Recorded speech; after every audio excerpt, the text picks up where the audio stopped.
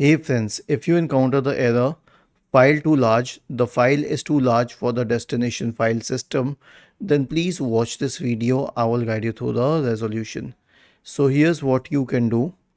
First of all, you need to format the drive in the NTFS format. But before you do that, now see, you cannot take a backup. You get this error while taking a backup of the drive. So manually copy paste the contents of this file to a different file wherever you wanted to take a backup, or to an external drive or somewhere.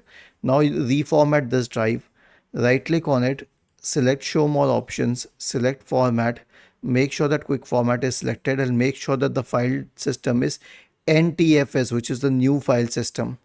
Okay, then click on start. Then it will say formatting will erase all data in this disk. You are fine with it because you've already backed up the data, which you should. Then click on OK and it says format complete. Was this helpful? If yes, then please subscribe to the channel. If not, then let us know in the comment section of the video on how we could help you further.